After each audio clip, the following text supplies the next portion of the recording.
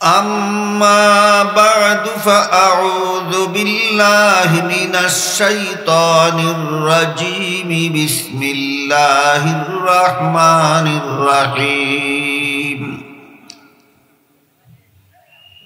فأما من طغى وآثر الحياة الدنيا فإن الجحيم هي المأوى وأما من خاف مقام ربه ونهى النفس عن الهوى فإن الجنة هي المأوى وقال رسول الله صلى الله عليه وسلم حفت الجنة بالمكاره وحفت النار بالشهوات أو كما قال عليه الصلاة والسلام আল্লাহ পাক রব্বুল আলামিন পবিত্র কোরআনের বিভিন্ন আয়াতে এবং রাসূল করিম সাল্লাল্লাহু আলাইহি ওয়াসাল্লাম তার বিভিন্ন হাদিসে একাধিকবার উল্লেখ করে দিয়েছেন যে আল্লাহ পাক রব্বুল আলামিন দুনিয়াতে মানুষ পাঠান একটা কঠিন পরীক্ষার জন্য। এই কঠিন পরীক্ষায় যারা পাশ করবে তাদের ঠিকানা হবে পরকালের চিরস্থায়ী জান্নাতে। আর দুনিয়ার জীবনের সেই কঠিন পরীক্ষায় যারা ফেল করবে তাদের ঠিকানা হবে পরকালের চিরস্থায়ী জীবনের জাহান্নাম। তাই আমাদের বোঝা দরকার যে আল্লাহর পরীক্ষাটা কি এবং তাতে কিভাবে পাশ করা যায় এবং এই পরীক্ষায় মানুষ কেন ফেল করে। এ মর্মে আল্লাহ পাক রব্বুল আলামিন এক আয়াতে বলেন, ইন্না আরাদনাল আমানাতা আলাস সামাওয়াতি ওয়াল আরদি ওয়াল জিবালি ফাআবাইনা আন ইয়াহমিলনাহা ওয়া আশফাকনা মিনহা ওয়া হামালাহাল ইনসান। অর্থাৎ আল্লাহ বলেন, আমি একটা আমানত আসমান জমিনকে দিতে চেয়েছিলাম, গ্রহণ করার সাহস করে। পাহাড় পর্বতকে দিতে চেয়েছিলাম, গ্রহণ করার সাহস করে। শেষ পর্যন্ত মানুষকে যখন দিতে চাইলাম, মানুষ স্বেচ্ছায় গ্রহণ করেছে। কি সেই আমানত? সেই আমানতটা হলো আল্লাহর হালাল হারামের বিধান পালনের আমানত। আসমান জমিনের কাছে আল্লাহ প্রস্তাব রেখেছিলেন, আমার আরোপিত হালাল হারামের বিধান পালনের আমানত যদি তোমরা গ্রহণ করো আর পালন করো, তাহলে আমি তোমাদের জান্নাতের সুখ শান্তি ভোগ করার ব্যবস্থা করে দেব। আর যদি গ্রহণ করার পরে লঙ্ঘন করো, তাহলে তোমাদের জাহান্নামের শাস্তি ভোগ করতে হবে। একথা শুনে আসমানগুলি বলল, যে আমানত গ্রহণ করার পরে লঙ্ঘন করলে জাহান্নামের ভয়ঙ্কর শাস্তি ভোগ করতে হবে, এমন কঠিন আমানত গ্রহণ করার সাহস আমাদের নেই। অনুরূপ কথাবার্তা পাহাড় পর্বতের সাথেও হয়েছে। পাহাড় পর্বত একই জবাব দিল, যে আমানত গ্রহণ করলে পরে লঙ্ঘন করলে জাহান্নামের ভয়ঙ্কর শাস্তি ভোগ করতে হবে, এমন আমানত গ্রহণ করার সাহস আমাদের নেই। সর্বশেষে আল্লাহ মানুষকে বললেন, আমার আরোপিত হালাল হারামের বিধান পালনের আমানতটা তোমাদের দিতে চাই, যদি তোমরা গ্রহণ করো এবং পালন করো তাহলে জান্নাতের সুখ শান্তি তোমাদেরকে ভোগ করতে দেব, আর গ্রহণ করার পর যদি লঙ্ঘন করো তাহলে তোমাদের জাহান্নামের শাস্তি ভোগ করতে হবে। মানুষ পাহাড় পর্বতের মতো জবাব দেয়নি, মানুষ আসমান জমিনের মতো জবাব দেয়নি। আল্লাহর এই প্রস্তাবের পরে মানুষ আল্লাহর কাছে জানতে চাইল, হে আল্লাহ, আপনার দেওয়া আমানত যদি আমরা গ্রহণ করি তাহলে আমাদেরকে পালন করার ক্ষমতা দিবেন কিনা। আল্লাহ বললেন, অবশ্যই, আমার আমানতটা যদি তোমরা গ্রহণ করো আমি আল্লাহই তোমাদেরকে পালন করার ক্ষমতা দেব। তখন মানুষ বলল যে আমানত আপনি দিবেন, পালন করার ক্ষমতাও আপনি দিবেন, পালন করলেই জান্নাতে যাওয়া যাবে, এমন আমানত গ্রহণ না করারও কোনো কারণ নাই, গ্রহণ করার পর লঙ্ঘন করারও কোনো কারণ নাই। আমরা কথা দিলাম, হে আল্লাহ, আপনার হালাল হারামের বিধান পালনের আমানত আমরা গ্রহণ করলাম এবং কথা দিলাম লঙ্ঘন করব না, পালন করব। বুঝে থাকলে বলুন তো, মানুষ যে আল্লাহ প্রদত্ত আমানতটা গ্রহণ করলো, কিসের আমানত? হালাল হারামের বিধান পালন করার আমানত। না জেনে না বুঝেই গ্রহণ করেছিল, না আল্লাহর সাথে চূড়ান্ত বুঝাপড়া করেই গ্রহণ করেছিল? আল্লাহর সাথে চূড়ান্তভাবে বুঝাপড়া করেই গ্রহণ করেছিল। কথা দিলাম, আমানত গ্রহণ করলাম এবং কথা দিলাম আমরা লঙ্ঘন করব না। সেই দিনের কথা কে পালন করে আর কে লঙ্ঘন করে, এটার পরীক্ষার জন্য আল্লাহ মানুষকে দুনিয়াতে পাঠিয়েছে। বিষয়টা আরো খুলাসা করে আল্লাহ এক আয়াতে বলেন, ওয়ায়াস্তাখলিফাকুম ফিল আরদি ফায়ানজুরা কাইফা তা'মালুন। হে মানুষেরা, আল্লাহ তোমাদেরকে দলে দলে পালাক্রমে দুনিয়াতে পাঠান তোমাদের আমল পরীক্ষা করার। অন্য আয়াতে বলেন, আল্লাযী খালাকাল মাউতা ওয়াল হায়াতা লিয়াবলুয়াকুম আইয়ুকুম আহসানু আমালা। আল্লাহ পাক রব্বুল আলামিন তোমাদেরকে একটা সীমিত জীবন দিয়ে দুনিয়াতে পাঠিয়েছেন। আপনারা কি জানেন দুনিয়ার জীবনটা অসীম না সীমিত? এই সীমিত জীবন শেষে তোমাদের মৃত্যুকে অবধারিত করে দিয়ে দুনিয়াতে পাঠিয়েছে। সোজা কথায় তোমাদের সবাইকে কিছুদিনের জন্য আল্লাহ দুনিয়াতে পাঠাচ্ছেন। এই কিছুদিনের জীবন দিয়ে আল্লাহ মানুষগুলিকে কেন দুনিয়াতে পাঠাচ্ছেন? আল্লাহ বলেন, লিয়াবলুয়াকুম, তোমাদের পরীক্ষা করার জন্য। এমর্মে হাদিস শরীফে রাসূল করিম সাল্লাল্লাহু আলাইহি ওয়াসাল্লাম বলেন, ইন্নাল্লাহা মুস্তাখলিফুকুম ফিল আরদি ফানাযিরুন কাইফা তা'মালুন। নিশ্চয়ই আল্লাহ তোমাদেরকে পালাক্রমে দুনিয়াতে পাঠাচ্ছেন তোমাদের আমল পরীক্ষা করার জন্য। এই কয়েকটা আয়াতের অংশ এবং শেষোক্ত হাদিসের মর্মটা বুঝে থাকলে একটু দয়া করে বলুন তো, আল্লাহ দুনিয়াতে মানুষ পাঠান কেন? একটা পরীক্ষা করা। কিসের পরীক্ষা? হালাল হারামের বিধানের আমানত যে গ্রহণ করেছিলা তোমরা, পালন করো কিনা পরীক্ষা করো। আল্লাহ প্রদত্ত হালাল হারামের বিধান পালনের আমানত যে তোমরা গ্রহণ করেছিলা, সেটা পালন করো কিনা পরীক্ষা করার জন্য আল্লাহ দুনিয়াতে পাঠাচ্ছে। কেউ বলতে পারে, কোন দিন আল্লাহর সাথে আমাদের এমন কন্ট্রাক্ট হইল, চুক্তি হইল, আমরা তো জানি না। বলতেই পারে। বলুন তো, 6 মাসের শিশু তার মায়ের কোলে বসে মায়ের দুধ পান করে কিনা? করে।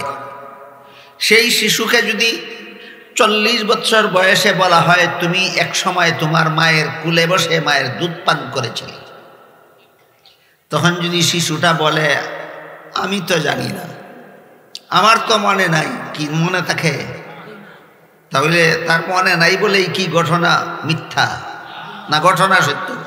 ঘটনা সত্য।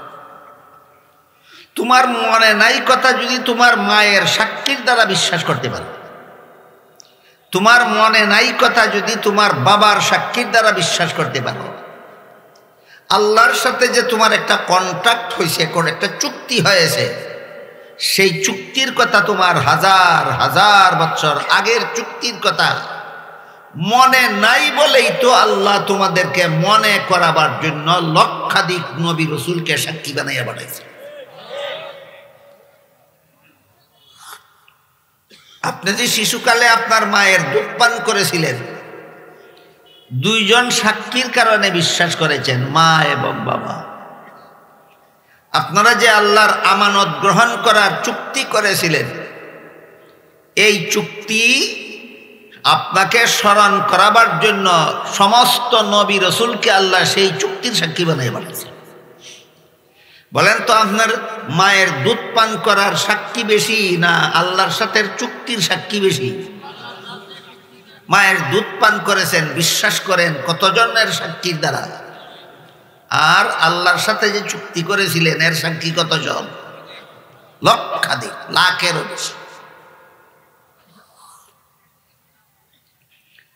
তাই এক হাদিসে উল্লেখ আছে যে তোমরা দুনিয়াতে যে যেভাবে জীবনযাপন করবা, স্বাভাবিক নিয়ম, দু চারজন ব্যতিক্রম হতে পারে, সেটা ভিন্ন কথা। অতি অল্প সংখ্যক দু চারজন ব্যতিক্রম ছাড়া আর বাকিরা তোমরা দুনিয়াতে যেভাবে জীবনযাপন করবা, মরণটাও সেভাবেই হবে, হাসরটাও সেভাবেই হবে। তামুতুনা কামা তাহইয়াউনা ওয়া তুহশারুনা কামা তামুতুন। এর মর্মার্থ হলো, আমল দুনিয়াতে যার চলন বালা, মরণকালে তার মরণ বালা, পরকালে তার হাসর বালা। দুনিয়ার জীবনে যার চলন খারাপ, মরণকালে তার মরণ খারাপ, পরকালে তার হাসর খারাপ। এই বিষয়টা আমি আপনাদেরকে আরো সহজে বোঝাবার জন্য একটা উদাহরণ দিচ্ছি, শুনুন। একদল ছাত্র শিক্ষকের কাছে দীর্ঘ 1 বৎসর লেখাপড়া করে, তারপর বৎসর শেষে বাৎসরিক পরীক্ষা দেওয়ার জন্য প্রশ্নপত্র হাতে নিয়ে পরীক্ষার হলে বসে। সব ছাত্ররাই প্রশ্নের জবাব লিখতে পারে না, অনেকে লিখতেও পারে না। লিখতে পারে, যারা লিখতে পারে না এরা কি ফল ঘোষণার পরে বুঝবে পাস না ফেল, না পরীক্ষার হলে বসে বসেই মনে মনে টের পাওয়ার কথা? একটু বুঝে শুনে বলুন। প্রশ্নপত্র হাতে নিয়ে পরীক্ষার হলে বসেছে, প্রশ্নের জবাব লিখতে পারতেছে না, ফল ঘোষণার পরে জানবে পাস না ফেল, না পরীক্ষার হলে বসে বসেই মনে মনে টের পায়? ঠিক তেমনি ভাবে বলে আল্লাহর রাসূল বলে, এই দুনিয়াটা তোমাদের পরীক্ষার হল। তুমি পরকালে জান্নাতের যোগ্য না জাহান্নামের যোগ্য, তোমার দুনিয়ার জীবনের আমলের দিকে তাকাইলেই তুমি বুঝবা তুমি জান্নাতি না জাহান্নামী।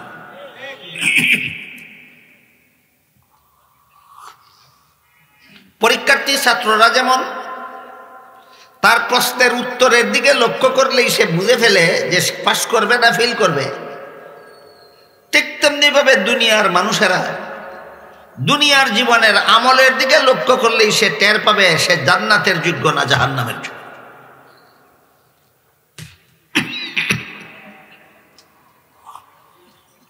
এবার বলুন তো, আমরা সমাজের সবাই কি হালাল হারামের বিধান পালন করে জীবনযাপন করি?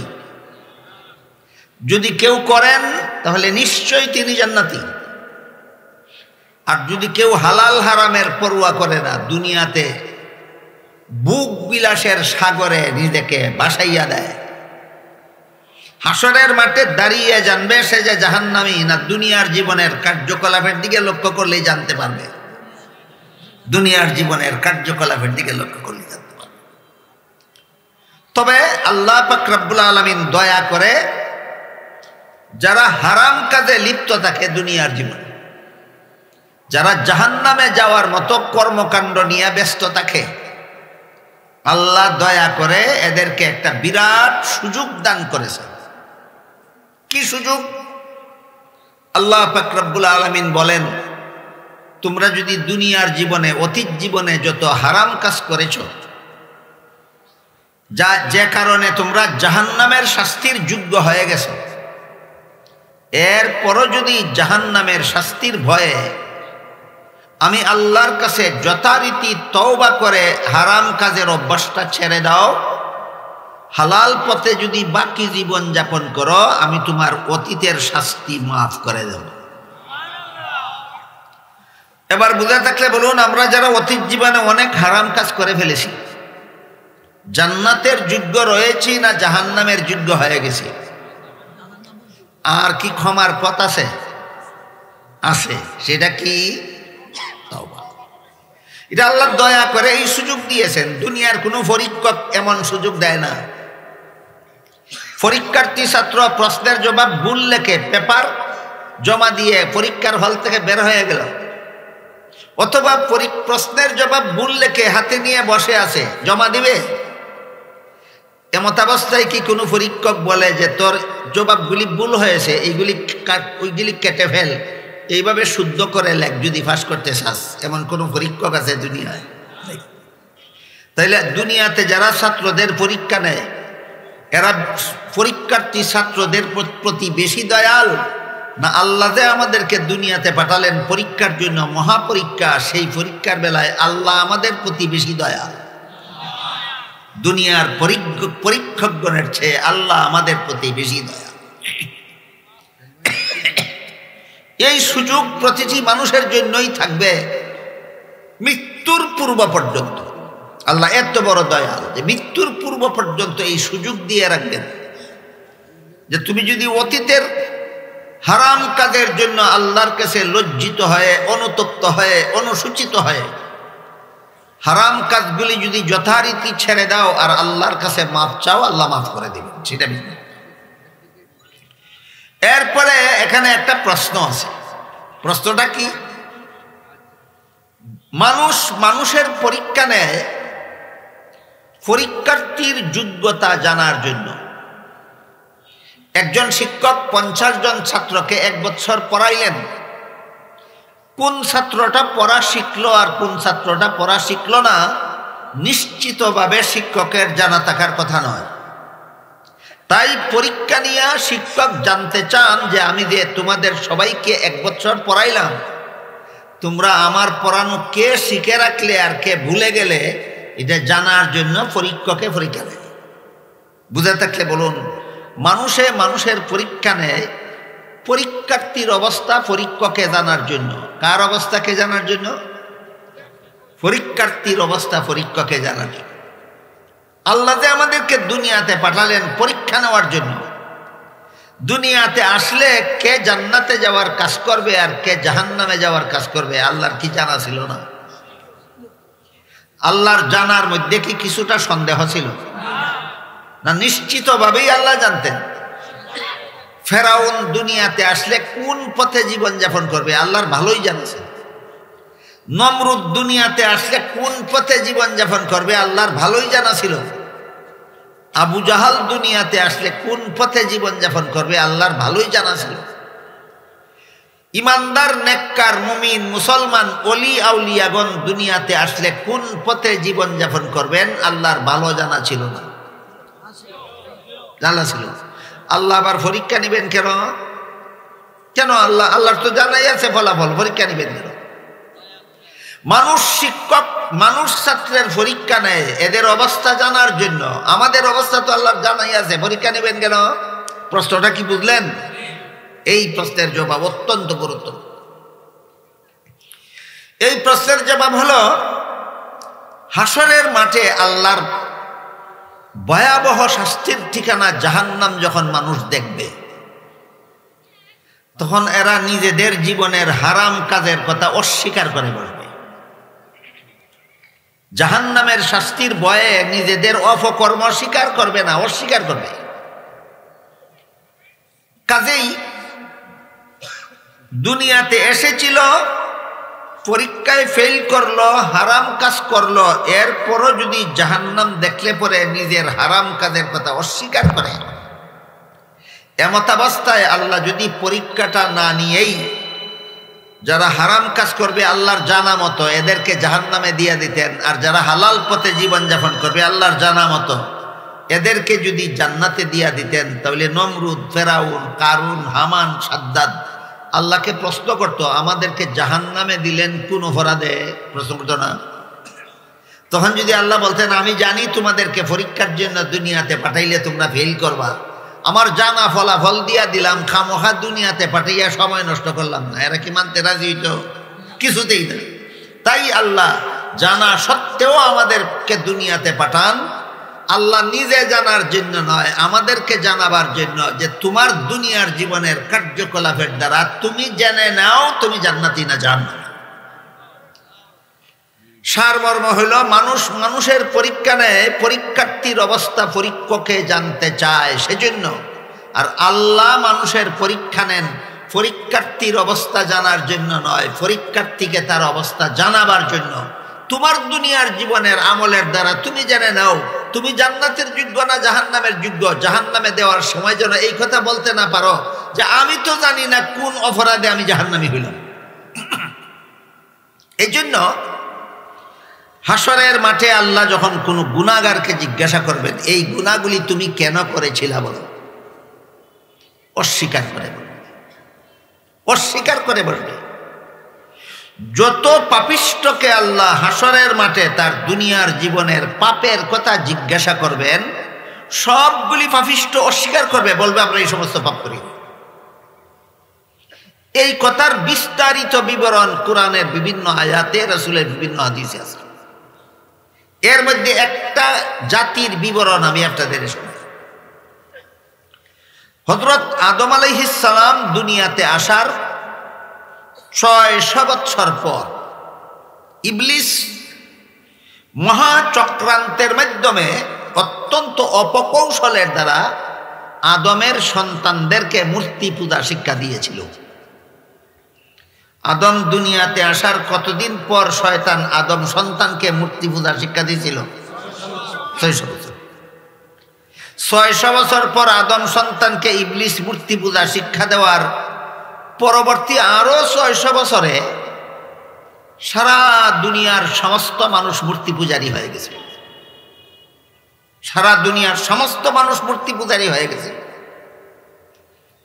এমত অবস্থায় মূর্তি পূজা শিক্ষা দেওয়ার আগের 600 বছর আর শিক্ষা দেওয়ার পরের 600 বছর, মোট 1200 বছর পরে আল্লাহ হযরত নূহ আলাইহিস সালামকে দুনিয়াতে পাঠাইলেন। নূহ আলাইহিস সালাম আরো 950 বছর এই দুনিয়াবাসী মূর্তি পূজারীদের কাছে এক আল্লাহর ইবাদতের দাওয়াত দিলেন। কতদিন? 950 বছর।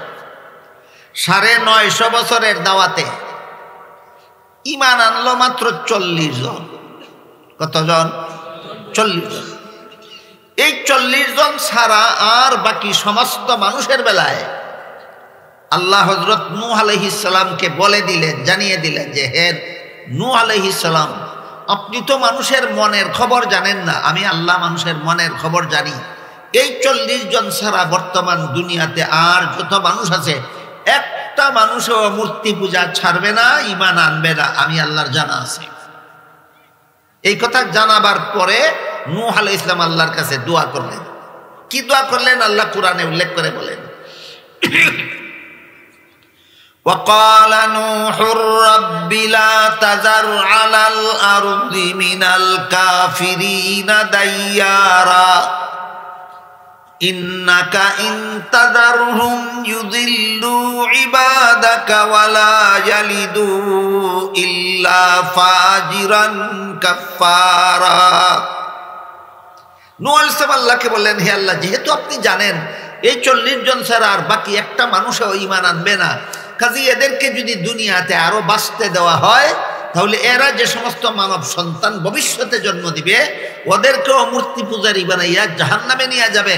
কাজেই মানুষের ভবিষ্যৎ সন্তানদেরকে জাহান্নাম থেকে রক্ষা করার স্বার্থে এইসব মূর্তি পূজারীদেরকে আপনি মৃত্যু দিয়া দেন। ইসলামের দোয়াটা বুঝতে পারলেন আপনারা? আল্লাহ পাক রব্বুল আলামিন নূহ আলাইহিস সালামের দোয়া কবুল করলেন। 40 জন মানুষ এবং সকল প্রকার জীবজন্তুর একজোড়া ছাড়া সমস্ত প্রাণীকে ধ্বংস করে দেওয়ার জন্য আল্লাহ নূহ আলাইহিস সালামকে হুকুম দিলেন একটা জলযান তৈরি করুন। জলযান বাংলা শব্দ, এর অর্থ হইল যে যানবাহন পানির উপর দিয়া চলে, এটাকে বাংলায় বলে জলযান, আরবি ভাষায় বলে সফিনা। এই দুইটা শব্দ মনে রাখেন। যে যানবাহন পানির উপর দিয়া চলে এটাকে বাংলা ভাষায় বলে জলযান, আরবিতে বলে সফিনা। এটা যদি ছোটখাটো আকারের হয়, 10 জন 20 জন 30 জন 40 জন 50 জন মানুষ ধারণ করে, এর বেশি নয়, তাইলে এমন সফিনা বা জলযানকে নৌকা বলে। নৌকা কি বলে? নৌকা। আর এটা যদি এত বিশাল হয়, হাজার হাজার মানুষ ধরে, হাজার হাজার জীবজন্তু ধরে, তাহলে কি আপনাদের প্যান্ডালটার সমান হবে জলযানটা? না আরো বড়? এমন বিশাল জলযানের নাম নৌকা নয়, জাহাজ। আমার কথা বুঝে থাকলে বলুন, আল্লাহ নূহ আলাইহিস সালামকে এমন একটা জলযান তৈরি করতে হুকুম দিলেন যার মধ্যে 40 জন মানুষ ধরবে, 1 জোড়া হাতি, 1 জোড়া মহিষ, 1 জোড়া গরু, 1 জোড়া ছাগল, 1 জোড়া ঘোড়া, 1 জোড়া গাধা, 1 জোড়া কুকুর, 1 জোড়া শিয়াল। সারা রাতে অত বইলে শেষ করা যাবে না। এই সকল প্রকার 1 জোড়া জীবজন্তু যে জলযানের মধ্যে স্থান হবে। এটা নৌকা ছিল না জাহাজ ছিল? কথা যারা জানে, কথা যারা বুঝে, এরা নাম পরিবর্তন করে না। যারা জানে না এরা জাহাজ রেখে নৌকা, নৌকা রেখে জাহাজ।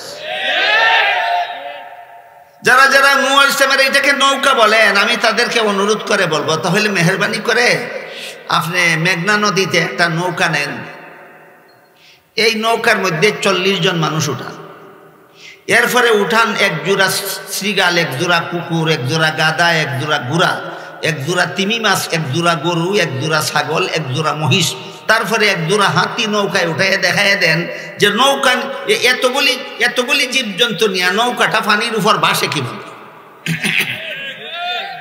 বলেন, এত হাজার হাজার লক্ষ লক্ষ জীবজন্তু নিয়ে কোনো নৌকা কি পানিতে ভাসতে পারে না? ডুবে মরবে। এই ডুবে মরার মতো ব্যবস্থা নূহ আলাইহিস সালামকে আল্লাহ দিয়েছিলেন না, বেঁচে থাকার ব্যবস্থা দিয়েছিলেন। সুতরাং আল্লাহ নূহ আলাইহিস সালামকে নৌকা বলার কথা বলেননি, জাহাজ বানাবার কথা বলেছিলেন। আল্লাহর হুকুমে হযরত নূহ আলাইহিস সালাম বিশাল জাহাজ তৈরি করলেন, যেটা আপনাদের প্যান্ডাল থেকে ছোট হবে, তা অনেক বড়। এত বড় জলযানকে বাংলায় কি কয়? জাহাজ। ভুলে যাবেন না। আল্লাহর হুকুম, নূহ আলাইহিস সালাম সেই জাহাজের মধ্যে 40 জন ইমানদার আর সকল প্রকার এক জোড়া জীবজন্তু নিয়ে আরোহণ করলেন। আর বাকি সব মানুষ পশুকে আল্লাহ গজবের পানির বন্যা দিয়ে ধ্বংস করে দিল। ঘটনা বুঝে থাকলে বলুন তো, যেসব মানুষ নূহ আলাইহিস সালামের যুগে আল্লাহর গজবের পানির বন্যায় ধ্বংস হয়ে গেল, এরা ইমানদার ছিল না বেঈমান? কি পূজারী? এই সমস্ত মূর্তি পূজারী সম্পর্কে হাদিস শরীফে আল্লাহ রসুল বলেন, হাসরের মাঠে আল্লাহ এদেরকে জিজ্ঞাসা করবেন, এই তোরা মূর্তি পূজা করতে করতে মরলি কেন?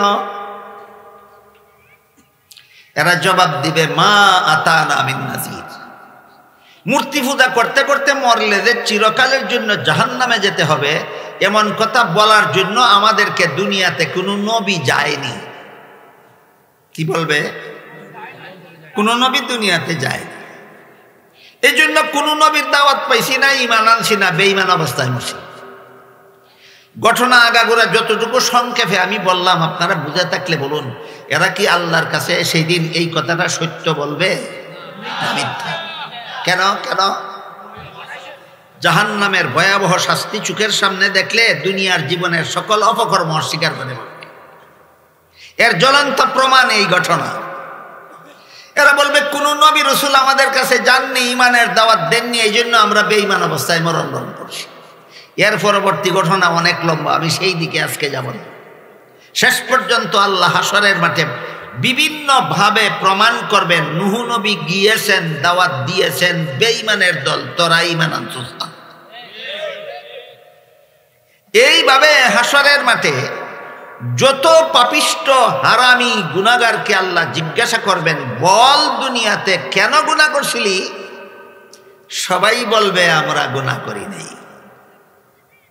এখন যাদেরকে দুনিয়াতে পাঠাইলেন গুনাহ করছে নিজে জানে, তারপরও হাশরের বিচারে আল্লাহ যখন জিজ্ঞাসা করবেন তখন অস্বীকার করবে। জাহান্নাম থেকে বাঁচার জন্য এদেরকে যদি দুনিয়াতে না পাঠাইয়াই আল্লাহ জাহান্নামে দিয়া দিতেন আর বলতেন, আমি জানি নমরুদ তুই দুনিয়াতে গেলে খুদা হওয়ার দাবি করবে, খামোখা দুনিয়াতে পাঠাইয়া সময় নষ্ট করলাম না। আমি এই ফেরাউন, আমি জানি তোরে দুনিয়াতে পরীক্ষার জন্য পাঠাইলে তুই খুদা হওয়ার দাবি কইরা তুই মরবে, কাজী তোরে দুনিয়াতে পরীক্ষার জন্য পাঠাই আমি সময় নষ্ট করলাম। মানতো না।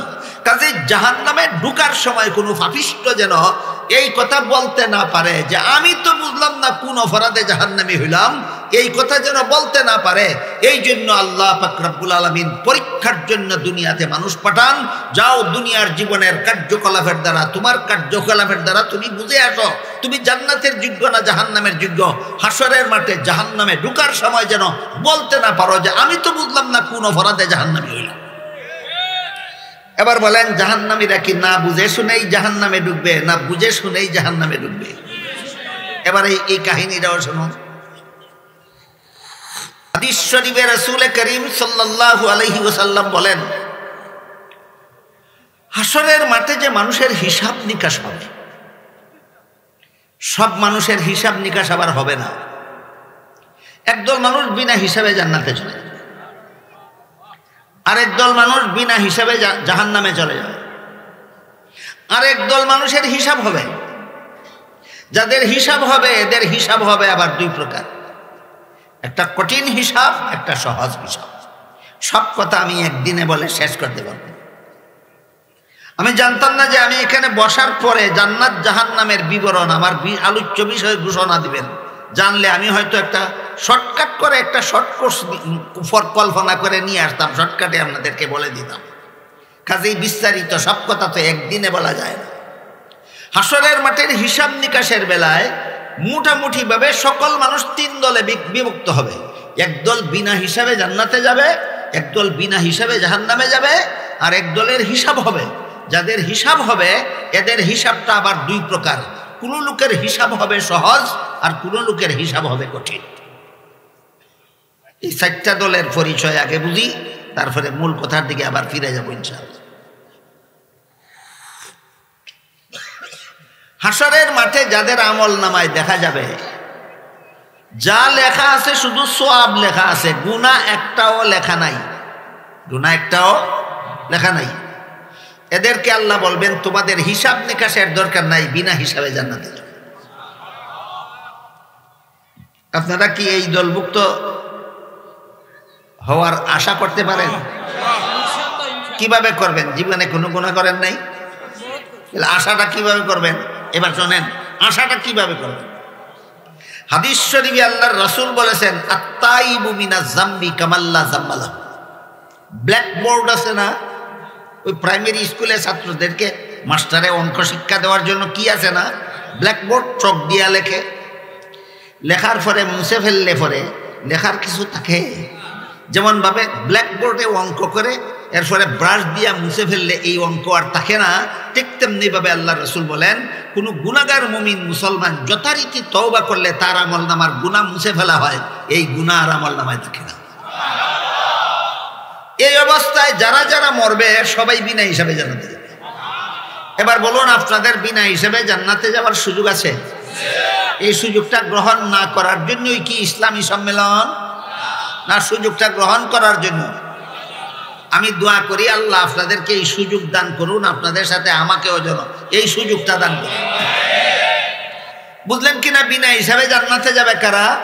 যারা দুনিয়াতে গুনাহ করে থাকলেও মরণের আগে তওবা করে আমলনামার থেকে গুনাহ মুছে মরণ করেছে, হাসরের মাঠে তাদের আমলনামায় কোনো গুনাহ থাকবে না, শুধু সওয়াব লেখা থাকবে। এদের কোনো হিসাব নিকাশ আল্লাহ নেবেন না। আল্লাহ বলবেন বিনা হিসাবে জান্নাতে। চারটা ওইদিকে সরাই দিতে হবে, পানি পরে আমার গায়ে টপ টপ টপ টপ করে ভরতেই থাকে। কতক্ষণ মতো আমার গায়ে পানি ভরতো আপনারা করুন।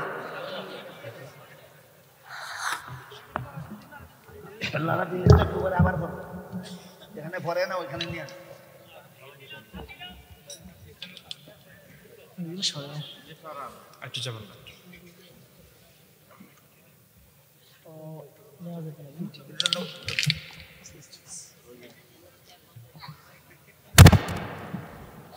একটু কম পড়ে সামনে দিয়ে দিতে হবে না, সামনে থাকবে না, সামনে টান দিলে আসবে।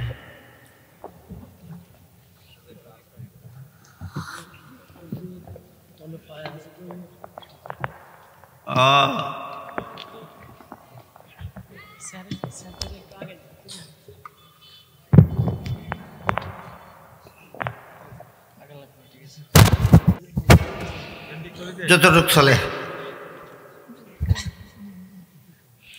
আরেক দল মানুষ বিনা হিসাবে জাহান্নামে যাবে। বিনা হিসাবে যে দল মানুষ জাহান্নামে যাবে এদের মধ্যে বিভিন্ন উপদল আছে। একটা উপদলের কথা বলি। আল্লাহ পাক রব্বুল আলামিন কোরআনের এক আয়াতে বলেন, ওয়ামান ইয়ারতাদিদ মিনকুম আন দীনিহি ফায়ামুত ওয়া হুয়া কাফিরুন ফাউলাইকা হাবিতাত আমালুহুম ফিদ দুনিয়া ওয়াল আখিরাহ।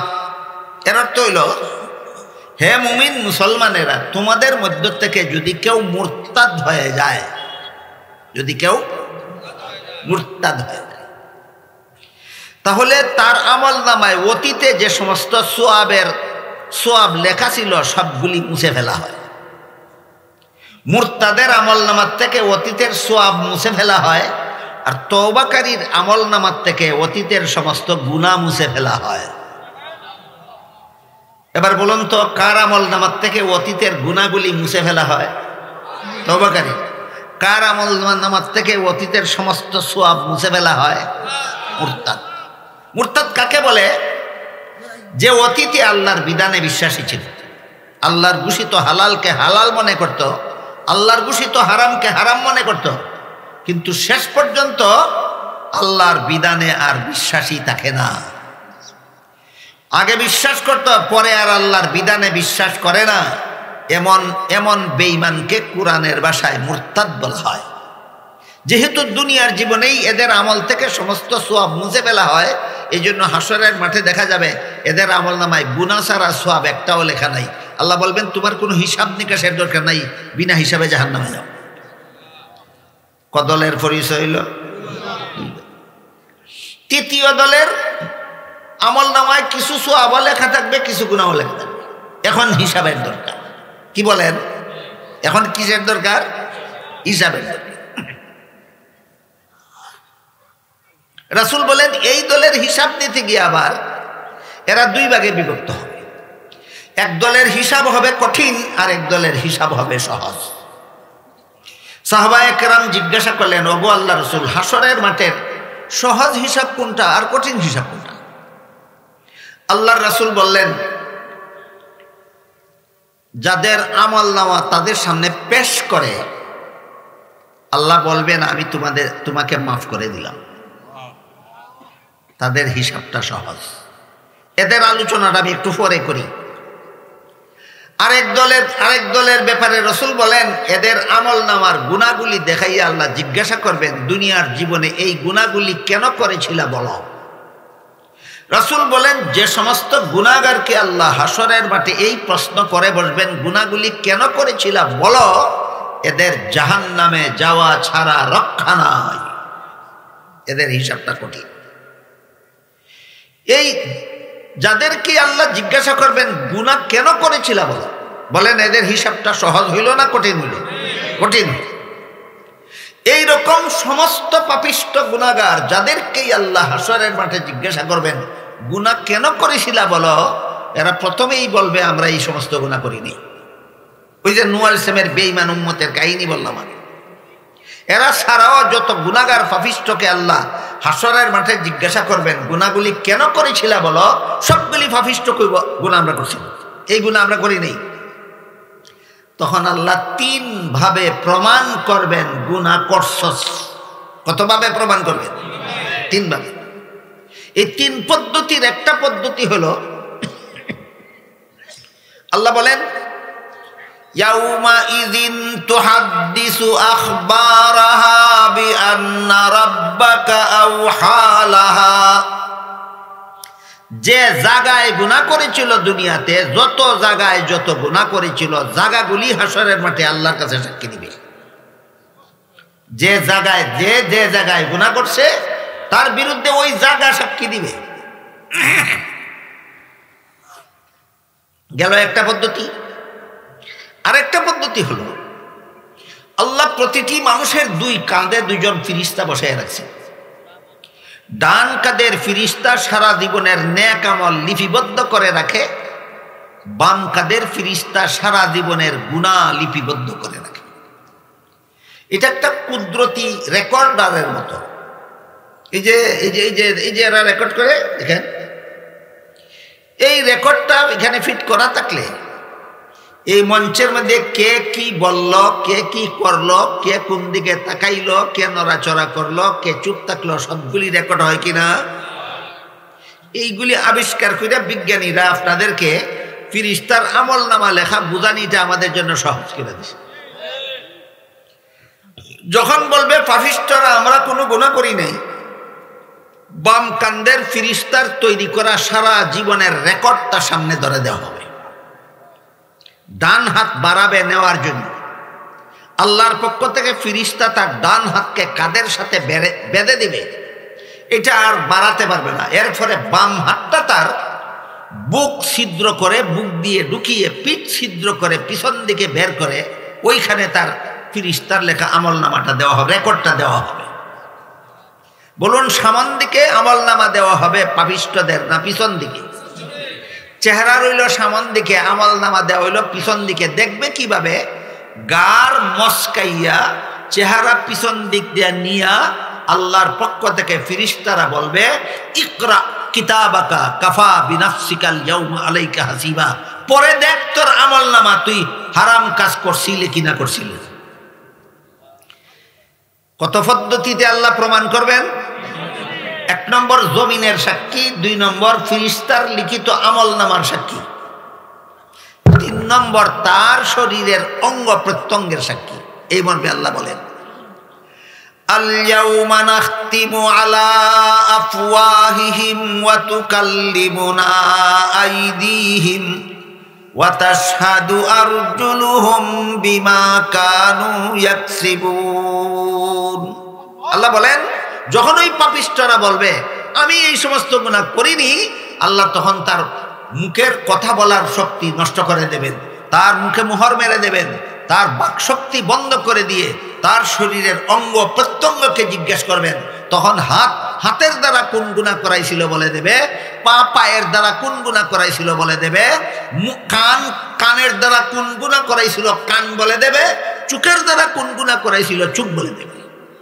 কতভাবে প্রমাণ হইল? একটা হইল জমিনের সাক্ষী, একটা ফিরিস্তার লেখা আমল নামার সাক্ষী, আর একটা তার নিজের শরীরের অঙ্গ প্রত্যঙ্গের সাক্ষী। 3 ভাবে প্রমাণ করে আল্লাহ আবার জিজ্ঞাসা করবেন, এবার বল এই সমস্ত পাপ কেন করছিলি, গুনাহ কেন করছিলি? আমার কথা বুঝে থাকলে আপনারা বলুন তো, এবার কি আমি আর এইগুলি করি নেই বলার সুযোগ আছে? কেন? 3 ভাবে প্রমাণ হয়ে গেছে। আমি আর এই গুনাহগুলি করি নাই দুনিয়াতে বলার সুযোগ নাই কেন? 3 ভাবে প্রমাণ হয়ে গেছে। এখন বলবে আল্লাহ, আপনি যে 3 ভাবে প্রমাণ করেছেন এই গুনাহগুলি আমি করেছি, আসলেই এই গুনাহগুলি আমি করিনি, আমাকে অমুকে হমুকে তমুকে করাইছে।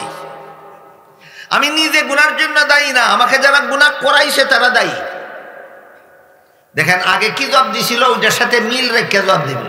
আমি যে কইছি গুনাহ করছি না, আমার কথা ঠিক আছে, আপনি যে প্রমাণ করছেন করছি, এগুলি কিন্তু আমি নিজের ইচ্ছায় করছি না, আমি অন্যের চাপে বাধ্য হইয়া করছি। ই অমুক হমুক তমুককে এর বিবরণ অনেক লম্বা, সারা রাতেও বলে শেষ করা যাবে না। এর মধ্যে এক দুইটা দলের কথা বলি। আল্লাহ পাক রব্বুল আলামিন এক আয়াতে বলেন, ইয়াউমা ইয়া'আদ্দুয যালিমু আলা ইয়াদাইহি ইয়াকুলু ইয়া লাইতানি ইত্তাখাযতু মা'আর রাসূলি সাবিলা ইয়া ওয়াইলাতা লাইতানি লাম আত্তাখিয ফুলানান খালিলা লাকাদ আদাল্লানি আনিয যিকরি বাদা ইয জাআনি ওয়া কানা আশ-শাইতানু লিল ইনসানি খাযুলা। বলবে, হে আল্লাহ, অমুক দুষ্টটার সাথে আমি বন্ধুত্ব করেছিলাম, হারাম কাজ করার ইচ্ছা আমার ছিল না, বন্ধুটার চাপে আমি হারাম কাজ করতে বাধ্য হয়েছি। আল্লাহ বলবেন, আমার নবী আগেই বলে দিয়েছিলেন, লা তাআতা লি মাখলুকিন ফি মাসিয়াতিল খালিক, যার হুকুম মানলে আল্লাহর হুকুম লঙ্ঘন হয়, তার হুকুম মানা হারাম। তুই আমার নবীর হুকুম বাদ দিয়ে তোর বন্ধুর হুকুমে চললি কেন? যেই দুষ্ট বন্ধু তোকে হারাম পথে চলার হুকুম দিছে, সেও যাবে জাহান্নামে, আর তোরা যারা বন্ধুর হুকুমে হারাম কাজ করেছ, তোরাও যাবে জাহান্নামে। গেল অমুক তমুক কারা? এই প্রশ্নের এক জবাব হইল বন্ধুরা, দুষ্ট বন্ধুরা। এই জন্য হাদিস শরীফে রাসূল করিম সাল্লাল্লাহু আলাইহি ওয়াসাল্লাম বলেন, যদি দুনিয়াতে কোনো মানুষকে বন্ধু বানাতে চাও, 3 গুণ দেখে বন্ধু বানাও। 3 গুণের বন্ধু তোমাকে জান্নাতে পৌঁছে দিবে। 3 গুণ হারা লোকের সাথে বন্ধুত্ব করলে তোমার দুষ্ট বন্ধু তোমাকে জাহান্নামে পৌঁছে দিবে। না, ইসলামে বন্ধুত্ব করার কোনো নিয়ম নীতি নাই। কজন মুসলমান আপনাদের সমাজে ইসলামের নিয়ম নীতি মেনে বন্ধুত্ব করে? আমার মনে হয় একজনও না। আল্লাহর রাসূল বলেছেন, বন্ধুত্ব যদি কোনো মানুষের সাথে করতে চাও, যার মধ্যে 3টা গুণ আছে, তার সাথে বন্ধুত্ব করো, তোমার 3 গুণের বন্ধু তোমাকে জান্নাতে পৌঁছে দেবে। 3 গুণ যার মধ্যে নাই, এমন দুষ্টের সাথে বন্ধুত্ব করবা না।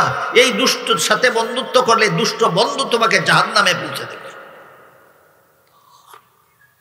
3 গুণ কি কি? আল্লাহ রাসূল বলেন, 1 নম্বর গুণ হলো ইযা রুউ যুকিরাল্লাহ, যাদেরকে দেখলে আল্লাহর কথা স্মরণ হয়। আর 2 নম্বর গুণ, যাদের কথা শুনলে এলেম বাড়ে। 3 নম্বর গুণ হলো যাদের আমল দেখলে নিজের পরকাল স্মরণ হয়। এমন 3 গুণ বিশিষ্ট মানুষের সাথে বন্ধুত্ব করো, সে তোমাকে হাত ধরে জান্নাতে পৌঁছে দেবে। আর এই 3 গুণ যাদের মধ্যে নাই, তাদের সাথে বন্ধুত্ব করলে এই দুষ্ট বন্ধু তোমাকে জাহান্নামে পৌঁছে দেবে। বিষয়টাকে আল্লাহর রাসূল হাদিস শরীফে চমৎকার একটা উদাহরণ দিয়ে বলেছে। রাসূলের দেওয়া উদাহরণটা হইল আতরের দোকান আর কামারের দোকান। কামার বুঝেন? কর্মকার। কি বলেন আপনারা, কর্মকার না কামার? কামার। আল্লাহ রাসূল বললেন, এই 2 বন্ধুর উদাহরণ হলো 2 দোকানের মতো। একটা হলো আতরের দোকান আর একটা হলো কামারের দোকান। রাসূল বলেন, তুমি যদি আতরের দোকানে গিয়ে বসে থাকো, পয়সা খরচ করে যদি আতর নাও কিনো, আর দোকানদারও যদি বিনামূল্যে কিছু আতর তোমাকে লাগাইয়া নাও দেয়, এমনিই বসা থাকো, তবুও বাতাস দোকানদারের আতরের শিশির সুগন্ধ বিনা পয়সায় তোমার নাকে লাগাইয়াই দিবে। বলেন, আতরের সুগন্ধ পাওয়া গেল কেন? তার সংস্রবের কারণে। আর আতরের দোকানদারের সংস্রবের কারণে। ঠিক তেমনি ভাবে 3 গুণ বিশিষ্ট মানুষের সাথে যদি সংস্রব অবলম্বন করো, বন্ধুত্ব করো, এই 3 গুণ বিশিষ্ট মানুষ তোমার নাকে জান্নাতের সুগন্ধ লাগাইয়াই দিবে। পক্ষান্তরে রাসূল বলেন, তুমি যদি আতরের দোকানে না গিয়া কামারের দোকানে যাও, গিয়া যদি শুধু চুপচাপ বসে থাকো, যে চুলার মধ্যে কামার লোহা পুরায়, সেই লোহা পুরানিতে তুমি যদি শরীক নাও হও, তবুও বাতাস কামারের চুলার লোহা পুরার ধোঁয়া দুর্গন্ধ তোমার নাকে লাগাইয়াই দিবে। বলেন, পুরার কাজে শরীক হওয়ার কারণে না শুধু সেখানে বসে থাকার কারণে? ঠিক তেমনি ভাবে তিন গুণ যে সমস্ত মানুষের মধ্যে নাই, এদের সাথে যদি সংস্রব অবলম্বন করো, এদের সাথে যদি উঠা বসা চলাফেরা করো, এদের সাথে যদি ভালোবাসা বন্ধুত্ব করো, এই দুষ্ট বন্ধু তোমাকে জাহান্নামে পৌঁছে দেবে। কাজেই পাপিষ্ঠকে আল্লাহ যখন দ্বিতীয় দফা জিজ্ঞাসা করবেন, এখন বল তুই কেন গুনাহগুলি করেছিলে, কতভাবে প্রমাণ করার পর? তিনভাবে প্রমাণ করার পর যখন বলবেন এখন বল কেন গুনাহ করেছিলে, বলবে আমি করিনি, আমাকে অমুকে তমুকে করাইছে। অমুক তমুকের এক ব্যাখ্যা হইল দুষ্ট বন্ধু। অমুক তমুকের 2 নম্বর ব্যাখ্যা হইল দলের নেতা নেত্রী। আল্লাহ এই নেতা নেত্রী রাখেন নেতা নেত্রীর বিবরণ দিয়ে আল্লাহ বলেন, রব্বানা আরিনাল্লাযাইনি আদাল্লানা মিনাল জিন্নি ওয়াল ইনস নাজআলহুমা তাহতা আকদামিনা লিয়াকুনা মিনাল আসফালিন। যাদের চাপের মুখে তুমি পাপ করেছ, কোন পাপিষ্ঠ যার চাপের মুখে পাপ করেছিল, সে হাসরের মাঠে আল্লাহকে বলবে যে অমুক আমাকে পাপের কাজ করতে বাধ্য করেছিল, আমার সামনে হাজির করো, তার বুকে লাথি মেরে আগে থেকে জাহান্নামে পৌঁছিয়ে তারপরে আমি জাহান্নামে যাই। যারা কোনো মানুষকে গুনার কাজে চলতে বাধ্য করে এরা। আর নেতা নেত্রীর কথা আরেক আয়াতে বলেছেন, সেখানে আল্লাহ বলেন ক্বালু রব্বানা আতানা সাদাতানা ওয়া কুবারানা ফাআদাল্লুনাস সাবিলা রব্বানা আতিহিম যিফাইনি মিনাল আযাবি ওয়াল আনহুম লানান কাবীরা। বলবে হে আল্লাহ, দুনিয়াতে যে নেতা নেত্রীর দল করতাম, এই নেতা নেত্রী নির্দেশ জারি করেছিল দলের কর্মী সদস্যদের উপর, এই হারাম কাজটা তোমাদের করতেই হবে যদি আমাকে নেতার পদে বহাল রাখতে চাও। এই সমস্ত নেতাদের নেত্রীদের হুকুমে আমি হারাম কাজ করেছি, কাজেই এই সমস্ত নেতা নেত্রীকে ডাবল শাস্তি দাও, আমাকে ছেড়ে দাও। আপনারা কি মনে করেন বর্তমান দুনিয়ার কোনো ভালো মানুষ ভালো পথে চলার ইচ্ছা ছিল, কিন্তু এমন দল করে যে দলের নেতা নেত্রীর চাপের মুখে হারাম কাজ না করে পারে না, এমন পরিস্থিতি আছে কিনা? এরা হাসরের মাঠে আল্লাহকে বলবে, আমার দলের নেতাই বলছিল এই হারাম কাজটা তোমাকে করতেই হবে, আমার দল যদি করো। তার দলের নেত্রী বলবে এই অমুক হারাম কাজটা করতেই হবে, আমার দল যদি করতে হয়। তখন নেতা নেত্রীর চাপে পড়ে করেছি, আমি নিজের ইচ্ছায় করিনি, সুতরাং আমার দলের নেতারে জাহান্নামে দাও, আমার দলের নেত্রীরে জাহান্নামে দাও, আমাকে ছেড়ে দাও। আল্লাহ বলবেন হবে না। আমার নবী বলেছিলেন লা তাআতা লিমাখলুকিন ফি মাসিয়াতিল খালিক, যার হুকুম মানলে আল্লাহর হুকুম লঙ্ঘন হয়, তার হুকুম মানা হারাম। সে হুকুম দিল কেন হারাম কাজের, এই জন্য সে যাবে জাহান্নামে। তুই হারাম কাজের হুকুম মানলি কেন, এই না তুইও যাবে জাহান্নামে। অমুক তমুকের ব্যাখ্যা আর দিতে গেলে আমার সময় অনেক লম্বা হয়ে যাবে। সর্বশেষ অমুকের একটা উদাহরণ দিয়ে শেষ করি। সর্বশেষে বলবে আল্লাহ এই সমস্ত গুনাহ আমি আমার জীবনেতে করেছি, আমারে শয়তানে গুনাহ করাইছে, এইটারে জাহান্নামে দিয়ে আমারে ছেড়ে দেয়। সর্বশেষে কার কথা বলবে? শয়তান। আল্লাহ শয়তানকে বলবেন এই শয়তান, তুই আমার বান্দাকে গুনাহ করাইছিলে কেন দুনিয়াতে? শয়তান বলবো আল্লাহ আমি তোমার বান্দাকে গুনাহ করাইছি কিনা পরে বলবো, আগে পাপিষ্ঠটারে জিজ্ঞাসা করো দুনিয়াতে আমার সাথে সাক্ষাৎ হয়েছিল নি কোনোদিন। তো আল্লাহ জিজ্ঞাসা করবেন তোরে যে শয়তানে গুনাহ করাইল, শয়তানের সাথে তোর দেখা হইল কবে? কইব যে না দেখা হয় নাই। তখন শয়তান কইবে আল্লাহ এই পাপিষ্ঠটারে জিজ্ঞাসা করো, আমারে তো পাইলই না দুনিয়ার কোথাও, আমি তারে কিভাবে গুনাহ করাইলাম? তো আল্লাহ জিজ্ঞাসা করবেন তুই নিজে কইলে শয়তানের সাথে তোর সাক্ষাৎই হইছে না, শয়তান কিভাবে তোরে গুনাহ করাইলো? তখন বলবে হে আল্লাহ এই শয়তান অদৃশ্য অবস্থায় দূরের থেকে কুমন্ত্রণা মানুষের অন্তরে নিক্ষেপ করে দেয়, এই নিক্ষিপ্ত কুমন্ত্রণার কারণে আমি গুনাহ করেছি। যেহেতু শয়তানে কুমন্ত্রণা দিয়েছে আমার অন্তরে, আর তার কুমন্ত্রণার কারণে গুনাহ করেছি, কাজে আমার গুনার জন্য হে দায়ী, আমি দায়ী না। শয়তান সব মানুষের অন্তরে কুমন্ত্রণা দেয়, আমার অন্তরেও দেয়, আপনাদের অন্তরেও দেয়। টের পাবেন কিভাবে? শুধু দুইটা আলামত বলে দিব, টের পাবেন কি। যখন কোনো সওয়াবের কাজের সুযোগ আসে তখন যদি মনে মনে এই কল্পনা জাগে যে এই সবটা তো পরে অন্য সময়ও করা যাবে, এখন না করলে অসুবিধা কি, বুঝে নিবেন শয়তান আপনার অন্তরে একটু মন্ত্রণা দিয়েছে। আরো পরিষ্কারভাবে বোঝাবার জন্য বলি, ফজরের আজানে যদি ঘুম ভাঙে আর ঘুম ভাঙ্গার পরে যদি মনে জাগে যে ফজরের সময় অনেক লম্বা থাকে, আরো কিছুক্ষণ ঘুমানির পরেও নামাজ পড়া যাবে, এমন কথা জাগে কিনা? এটার নামে শয়তানের কুমন্ত্রণা। আর যদি কোনো গুনার কাজের সুযোগ আসে তাহলে মনে যদি জাগে যে এমন সুযোগ আর পাই কিনা সন্দেহ, যেই সুযোগ পাইছি সেটা করে নিয়ে আগে, জাগে কিনা? জাগে কিনা? এটার নামও শয়তানের কুমন্ত্রণা। শয়তান অদৃশ্য অবস্থায় মানুষের অন্তরে কুমন্ত্রণা দিয়ে থাকে। সর্বশেষে পাপিষ্ঠ আল্লাহকে বলবে, আল্লাহ অমুকে তমুকে যে আমাকে গুনাহ করাইছে, এর মধ্যে শেষ নম্বর হইল শয়তানে কুমন্ত্রণা দিয়ে আমাকে গুনাহ করাইছে, আপনি তাকে জাহান্নামে দিন।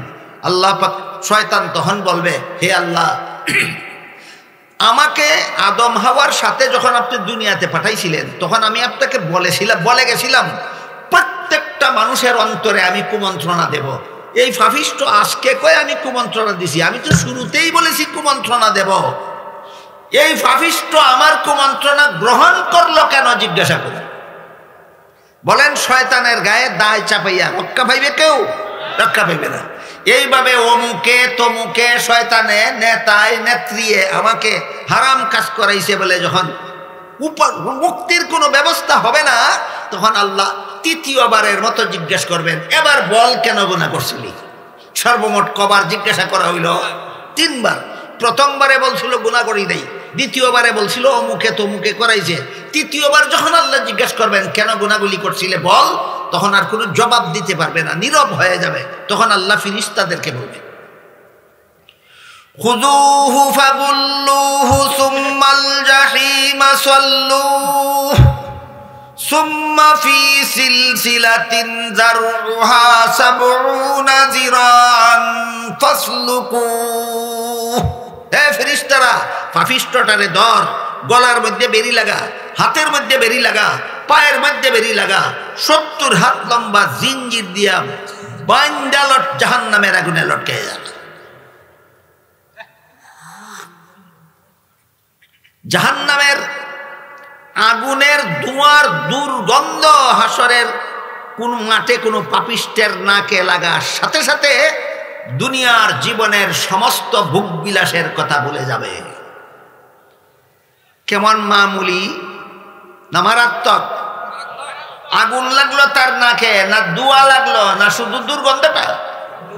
জাহান্নামের আগুনের ধোঁয়ার দুর্গন্ধ হাসরের মাঠে যার নাকে লাগবে, দুনিয়ার জীবনের সমস্ত ভোগবিলাসের কথা মুহূর্তের জন্য ভুলে যাবে। সে দুনিয়ার জীবনে কোনোদিন সুখ শান্তি পেয়েছিল বলে মনে থাকবে না। এরপরে জাহান্নামের আগুনের হিট যখন গায়ে লাগবে, আল্লাহ রসুল বলেন উপরের টুট সিদ্ধ হয়ে মাথার উপর চলে যাবে, নিচের টুট ঝুলে পায়ের নিচে চলে যাবে। গেল জাহান্নামের আগুনের হিট লাগবে। জাহান্নামের আগুন যখন শরীরে শুইবে তখন আল্লাহ পাক রব্বুল আলামিন বলেন, কুল্লামা নাদিজাত জুলুদুহুম বাদদালনাহুম জুলুদান গায়রাহা। আগুন স্পর্শ করার সাথে সাথে তার শরীরের চামড়া জ্বালিয়ে ছাই করে দেবে, আবার নতুন চামড়া গজিয়ে দেওয়া হবে, আবার জ্বালিয়ে ছাই করবে, আবার নতুন চামড়া গজিয়ে দেওয়া হবে। এইভাবে জাহান্নামের আগুনে জ্বলতে জ্বলতে জ্বলতে জ্বলতে এক সময় তার খিদা লাগবে, আল্লাহকে ডাকতে থাকবে খাদ্য চাওয়ার জন্য। 1000 বছর ডাকার পরে আল্লাহ জিজ্ঞাসা করবেন, এই পাপিষ্ঠ কেন ডাকস? খিদা লাগছিল কবে? 1000 বছর আগে। আল্লাহ 1000 বছর পর্যন্ত ডাকবে, কোনো জবাবই আসবে না। 1000 বছর পরে আল্লাহ জিজ্ঞাসা করেন, পাপিষ্ঠ আজকে ডাকস কেন? আমাকে ডাকার জন্য তো দুনিয়াতে বানাইছিলাম, তখন ডাকলি না কেন? বলবে, আল্লাহ পেটে খিদা লাগছে, খাইতে চায়। আল্লাহ ফেরেশতাকে বলবেন তার পেটে খিদা লাগছে, একটা ফল তাকে খাইতে দাও। এই ফল গাছটা জাহান্নামের আগুনের ভিতরে ফলে। ফল গাছটা ফলে কোথায়? জাহান্নামের আগুনের ভিতরে। কোরআনের ভাষায় ফলটাকে জাক্কুম বলা হয়েছে। এই ফলের আকৃতি হলো বাইরের দিকে এমন কাটা আর কাটা, ভিতরের দিকে ওই রকম উল্টা পাল্টা কাটা আর কাটা ছাড়া, এর মধ্যে আর কোনো রস কষ নাই। এই হলো জাক্কুম ফলের বিবরণ। জাক্কুম ফলের মজার বিবরণ দিয়া হাদিস শরীফে আল্লাহ রাসূল বলেন, লাউ আন্না কাতরাতাম মিনাজ জাক্কুম কুতিরাত ফিদ দুনিয়া লা আফসাদাত মা ফিহা আও কামা ক্বালা আলাইহিস সালাতু ওয়াস সালাম। জাহান্নামের সেই বিষাক্ত জাক্কুম ফলের একটা টুকরা যদি দুনিয়ার জমিনে নিক্ষেপ করা হতো, জাক্কুম ফলের একটা টুকরার বিষে সমস্ত দুনিয়ার মাটি বিষাক্ত হয়ে যেত। আল্লাহর হুকুমে সেই জাক্কুম ফল ফেরেশতারা এই জাহান্নামী পাপিষ্টের হাতে উঠাইয়া দিবে। কতদিনের খিদা তার? কাজে এটা কাটানা রস, এটা তিতানা মিটা, এই চিন্তা করার সময় নাই তার। হাতে পাইয়া সাথে সাথেই মুখে দিয়ে গিলার চেষ্টা করবে, আর তার সবগুলি কাটা তার গলার মধ্যে বিধে আটকে যাবে। আপনারা চিন্তা করে দেখুন, যেই ফলের একটা টুকরা দুনিয়ার জমিনে পড়লে সারা দুনিয়ার জমিন বিষাক্ত হয়ে যাবে। এই ফলের আস্ত ফলের কাঁটাগুলি পাপিষ্টের গলায় যখন বিদ্ধে, তখন তার দশাটা কি হবে? তখন দুনিয়ার কথা স্মরণ হবে। দুনিয়াতে কোনো খানা খাওয়ার সময় গলায় আটকে গেলে পানি খাইলে ছাড়তো, এই কথা স্মরণ করে আল্লাহর কাছে পানি চাওয়ার জন্য আরো 1000 বছর নেবে। আরো 1000 বৎসর পর্যন্ত তার গলার মধ্যে বিষাক্ত জাক্কুম ফলের কাঁটা আটকানো থাকবে। এমত অবস্থায় আল্লাহকে ডাকবে আরো 1000 বৎসর। 1000 বৎসর পরে আল্লাহ জিজ্ঞেস করবেন, এখন কি চাস? বলবে, আল্লাহ ফল যেটা খাইলাম পেটে তো গেলই না, খিদা তো নিবারণ হলোই না, পাল্টাই বিষাক্ত ফল আবার গলায় আটকে আছে, খাওয়ার জন্য পানি চাই। আল্লাহ ফেরেশতাকে বলবেন, জাহান্নামীরা জাহান্নামের আগুনে জ্বলতে জ্বলতে জ্বলতে শরীর পচে গা হয়ে সেই পচা ঘাত থেকে যে রক্ত আর পুজ বের হয়ে জাহান্নামের গর্তের মধ্যে টকবক টকবক করতেছে, লোহার পিয়ালার মধ্যে করিয়া সেই টকবক করা রক্ত আর পুজ তাকে পান করতে হবে। লোহার পিয়ালার মধ্যে আগুনের মতো উত্তপ্ত রক্ত আর পুজ তার হাতে দেওয়া হবে। ভিতরে কি আছে দেখার সময় নাই। 2000 বৎসরের খিদার জ্বালা 1000 বৎসরের জাক্কুম ফলের বিষের জ্বালার কারণে সাথে সাথে মুখে ঢেলে দেবে। আর এই রক্ত আর আগুনের মতো উত্তপ্ত রক্ত আর পুজ জাক্কুম ফলের কাটা ছাড়াতে পারবে না। কাটার ফাঁকে ফাঁকে দিয়া পেটে ঢুকে পেটের নারী বুড়ি জ্বালিয়ে ছাই করে ছিঁড়ে ভিড়ে টুকরা টুকরা করে পায়খানার রাস্তা দিয়ে বের হয়ে যাবে।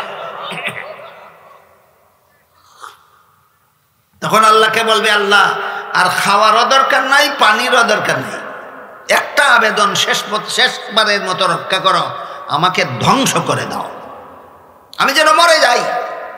তখন আল্লাহ বলবেন, যুক ইন্নাকা আনতাল আজিজুল কারীম। দুনিয়াতে অনেক পাপিষ্ঠ নিজেকে নিজে দয়াল বলে প্রচার করে। দুনিয়াতে অনেক পাপিষ্ঠ নিজেকে নিজে মহাশক্তিশালী বলে দাবি করে। এদেরকে আল্লাহ বলবেন, যুক মজাহিক ইন্নাকা আনতাল আজিজুল কারীম, তুই বড় মহাশক্তিশালী, তুই বড় দয়াল, আমি যতদিন আছি তোর জাহান্নামের শাস্তি ততদিন আছে। গেল যাদের হিসাব কঠিন হবে তাদের ব্যাপারে সামান্য একটু কথা আপনাদেরকে শুনব। আরেক দল আছে না যাদের হিসাব সহজ হবে। হিসাব সহজ, হিসাব সহজ কিভাবে হয় হাসরের মাঠে, এই ব্যাপারটাও অনেক লম্বা ব্যাখ্যা সাপেক্ষ ব্যাপার। সহজে বোঝাবার জন্য আপনাদেরকে আমি আগে একটা উদাহরণ দেব। গুড় ছিলেন আপনারা? গুড়, 1 মণ গুড়ের মধ্যে যদি 50 গ্রাম ধুলবলি মিশে যায়, দেখা যায় যেই মূল্যে গুড় বিক্রি হয় সেই মূল্যে ধুলুবালি বিক্রি হয়, হয় কিনা? কিন্তু একজনের মাত্রই আছে 50 গ্রাম ধুলুবালি, এর মাত্রই আছে 50 গ্রাম গুড়, এর মধ্যে যদি আরো 1 কেজি ধুলুবালু মেশানো হয় কত মূল্যে বিক্রি হবে? কোনো পাগলে কিনবে এটা? কোনো পাগলে কিনবে না। কাজেই হাসরের মাঠের হিসাব নিকাশ সহজ হওয়ার ব্যাপারটার উদাহরণ হইল এটা। আল্লাহ পাক রব্বুল আলামিন কোরআনের এক আয়াতে বলেন, ইন্নাল হাসানাতি ইউযহিবুনাস সাইয়্যাত।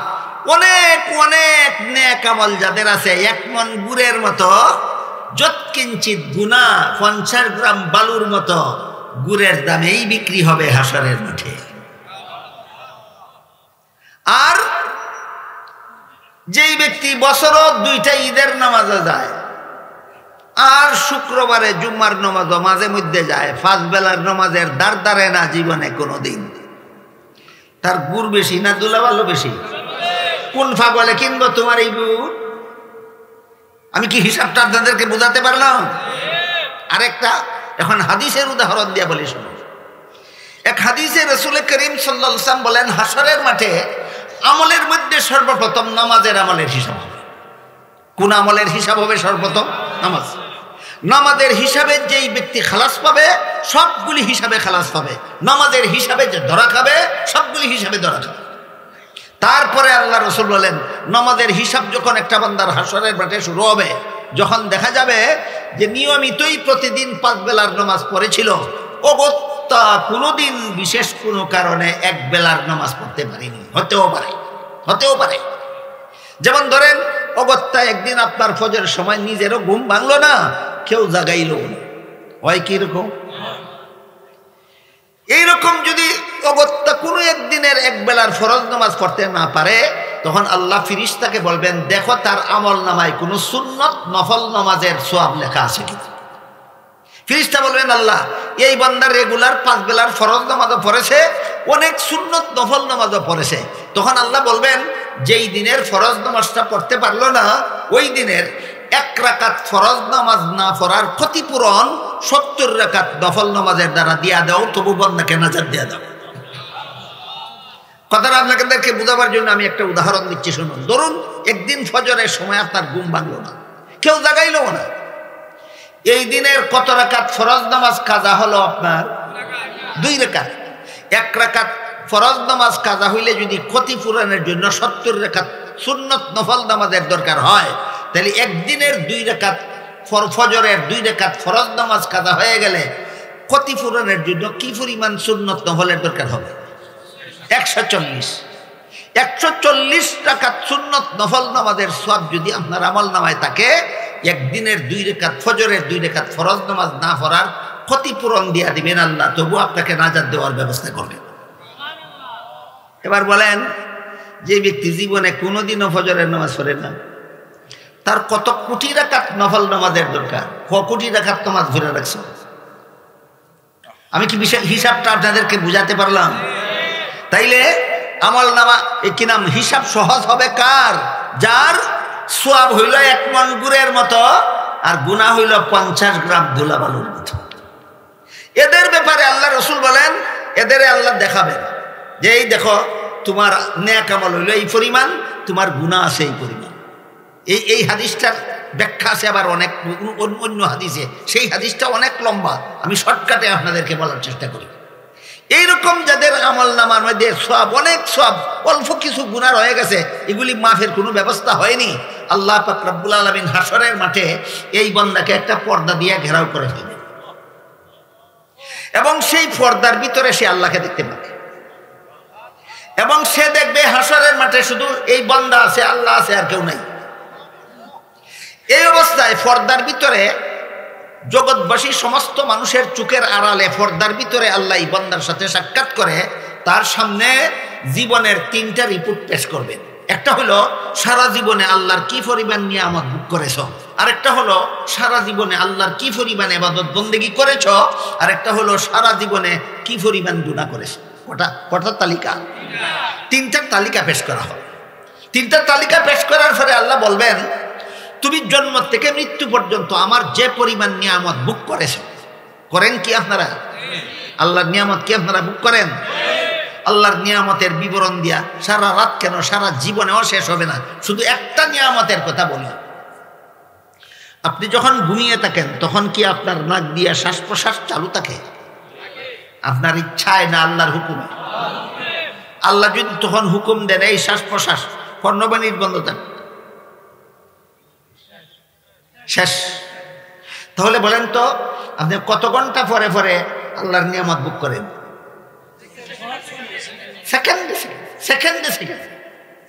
এইভাবে সারা জীবন ভর আল্লাহর যত নিয়ামতের সাগরে আমরা হাবুডুবু খাইতেছি, এই সবগুলি নিয়ামতের ব্যাপারে ওই পর্দার আড়ালে একা একা আল্লাহ ওই বান্দাকে বলবেন যে তুমি সারা জীবনে আমার যত ইবাদত বন্দেগী করছো এইগুলি আমি গ্রহণ করলাম, সারা জীবনে আমার যত নিয়ামত ভোগ করছো এর বিনিময়, আমার নিয়ামত তোমার ভোগ করা নিয়ামতের বিনিময় পাইলাম তোমার সারা জীবনের বন্দেগী, এটার দ্বারা এটা শেষ, একটার দ্বারা আরেকটা শেষ। এরপরে রইল শুধু তোমার কিছু গুনাহ। এবার বলেন তালিকা দুইটা রইছে না দুইটা শেষ হয়ে গেছে? এখন কিসের তালিকা আছে? এখন শুধু গুনাহ আছে। আল্লাহর রাসূল এখানে বয়ানের এখানে এসে বলেন বান্দা যখন দেখবো আমার সারা জিন্দেগীর বন্দেগী শেষ হয়ে গেছে, সারা জীবন আল্লাহর যত নিয়ামত ভোগ করছিলাম সেইগুলির বিনিময়ে কাজেই এখন তো শুধু গুনাহ আছে, আমার তো জান্নাতে যাওয়ার কোনো উপায় নাই, আমার তো জাহান্নামে যাওয়া ছাড়া আর কোনো গতি নাই। এইরকম ভাবে যখন বান্দার অন্তরে নৈরাশ্য বিরাজ করবে তখন আল্লাহ পাক রব্বুল আলামিন গুফানে তারা কানে কানে বলবেন, হাসরের মাঠের কাউকে শুনতে দেবেন না। আল্লাহ বলবেন তোর গুনাহগুলি আমি মাফ করে দিলাম, তুই জান্নাতে।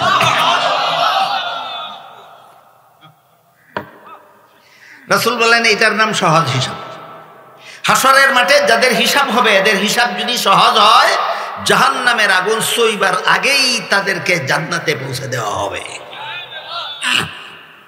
সর্বশেষে যেই লোকটা জান্নাতে যাইব ওই লোকটার ঘটনা কই আজকের মতো কথা শেষ করি। গুড়ে আর দুলাবালুয়ে সমান আছে না? এদেরকে দীর্ঘদিনের শাস্তি ভোগ করার জন্য জাহান্নামে যেতে হবে। জাহান্নামে হাজার হাজার লক্ষ লক্ষ বৎসর জাহান্নামের শাস্তি ভোগ করতে করতে করতে করতে করতে করতে অনেক গুনাহগার মুসলমান, কেউ 500 বছর পর, কেউ 5,000 বছর পর, কেউ 50,000 বছর পর, কেউ লক্ষ বছর পর, কেউ 50 লক্ষ বছর পর জাহান্নামের শাস্তি ভোগ করতে করতে নাজাত পাবে। এর মধ্যে যেই গুনাহগার মুসলমান সর্বশেষে জাহান্নাম থেকে নাজাত পাবে সে আল্লাহকে বলবে, আল্লাহ আমার তো জাহান্নাম থেকে নাজাত পাওয়ার কোনো অধিকারই নেই, আমার যত গুনাহ, কাজেই নাজাতের আবেদনও করি না, শুধুমাত্র দয়া করে আমাকে জাহান্নামের ভিতরেই রাখো, শুধু দরজার কাছে নিয়ে রাখো, বাইরের খোলা বাতাসটা দেখে যেন মনটাকে সান্ত্বনা দিতে পারি। আল্লাহ বলবেন ওয়াদা কর, এরপরে আর কিছু চাইবে না। বান্দা ওয়াদা করবে এরপরে আর কিছু চাইবো না। আল্লাহ ফিরিস্তার মাধ্যমে তাকে জাহান্নামের দরজার কাছে নিয়ে রাখবেন, দেখবে সে আগুনের ভিতরে ডুবন্ত আছে কিন্তু বাইরে কোনো আগুন নাই। আল্লাহরে কইবে আল্লাহ দয়া করে দরজাটার বাইরে রেখে দাও। আল্লাহ আবার বলবেন ওয়াদা করে এরপরে আর কিছু চাইবে না, বলবে আর কিছু চাইবো না। ফিরিস্তার মাধ্যমে তাকে জাহান্নামের দরজার বাইরে যখন রাখা হবে দেখবে অনেক দূরে জান্নাত দেখা যায়, বলবে হে আল্লাহ জান্নাত যাওয়ার তো কোনো যোগ্যতাই আমার নাই, বাইরেই রাখো, জান্নাতের কাছে নিয়ে রাখো। আল্লাহ বলবেন ওয়াদা কর, এরপরে আর কিছু চাইবে না। তখন তারা জান্নাতের কাছে নিয়ে যখন রাখা হবে জান্নাতের ভিতরের পরিবেশ দেখে বলবে আল্লাহ দয়া করে জান্নাতে ঢুকাইয়াই দাও। আল্লাহ জিজ্ঞাসা করবেন কতবার ওয়াদা করলি আর কতবার লঙ্ঘন করলি? তখন আল্লাহ পাক রব্বুল আলামিন বলবেন তুই যত সামান্য ঈমান অন্তরে নিয়ে জাহান্নামে গেছিলে তখন থেকেই তোর জন্য আমি জান্নাতের একটা বাড়ি বরাদ্দ করে রেখেছি, তোর নামে এখন আছে, আর কাউকে দেইনি। যা তুই জান্নাতে যা। দৌড়তে দৌড়তে দৌড়তে দেখবে তার আগে যারা জান্নাতে গেছে তারা সবাই জান্নাতের এরিয়া দখল করে নিছে। আবার নিরাশ হয়ে আল্লাহর কাছে ফিরে এসে বলবে আল্লাহ আমার আগে যারা জান্নাতে গেছে এরা তো জান্নাতের সব এরিয়া দখল করে নিছে, আমি কোথায় যাব? আমার তো জান্নাতে ঢুকবার কোনো জায়গা নাই। তখন আল্লাহ বলবেন তোরে যদি 10টা পৃথিবীর সমান একটা জান্নাত দিয়ে দিই তাহলে তোর ফুসে কিনা? সে বলবে আল্লাহ আমি ঢুকার পাই না পথ, আর তুমি কও 10টা দুনিয়ার সমান, তুমি মস্কারি করো নাকি? আল্লাহ বলবেন মস্কারি করি না রে বান্দা, তোর লাগি 10টা দুনিয়ার সমান একটা জান্নাত রেডি করে রেখেছি, এটা সবচেয়ে ছোট জান্নাত, তোর আগে যারা গেছে বাকিগুলি আর চেয়ে বড়, তোর আগে যারা গেছে বাকিগুলি আর চেয়ে বড়। এই হইল সর্বশেষে যেই ব্যক্তি জান্নাতে যাবে তার বিবরণ। জান্নাতের খাওয়া দাওয়া, টাকা উঠা বসা, চলা ফিরা, ঘর দরজা, বিল্ডিং, এগুলির আলোচনা সারা রাতেও করে শেষ করা যাবে না। শুধু জান্নাতের বিবিগণের রূপের একটা কথা বলি। এক হাদিসে আল্লাহ রাসূল বলেন জান্নাতে মুমিন বান্দাদের জন্য যে সমস্ত মহিলা আল্লাহ বরাদ্দ করে রেখেছেন এই সমস্ত মহিলার একটা হাতের পাঞ্জা বুঝেন আপনারা, কোথার থেকে কোথা পর্যন্ত, আঙ্গুলের মাথার থেকে কবজি পর্যন্ত, আঙ্গুলের মাথার থেকে কবজি পর্যন্ত, এটাকে হাতের পাঞ্জা বলা হয়। আল্লাহর রাসূল বলেন জান্নাতের যে সমস্ত মহিলা তোমাদেরকে দেওয়া হবে মুমিন বান্দাদেরকে, এই সমস্ত মহিলার হাতের পাঞ্জা পর্যন্ত যদি দুনিয়ার আকাশে ঝুলাইয়া দিত, কিয়ামত পর্যন্ত দুনিয়ার আকাশে চন্দ্র সূর্য উদয় না হলেও জান্নাতি মহিলার পাঞ্জার রূপে কিয়ামত পর্যন্ত সারাটা দুনিয়া উজ্জ্বল ঝলমল ঝলমল ঝলমল করতে থাকে।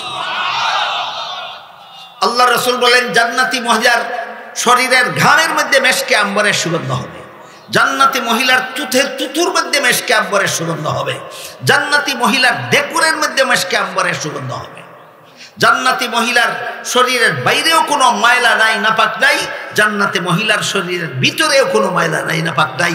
আল্লাহ পাক রব্বুল আলামিন বলেন এই জান্নাত বরাদ্দ করেছি আমার পরীক্ষায় যারা পাস করবে তাদের জন্য, ওই জাহান্নাম বরাদ্দ করেছি আমার পরীক্ষায় যারা ফেল করবে তাদের জন্য। মনে আছে কথা?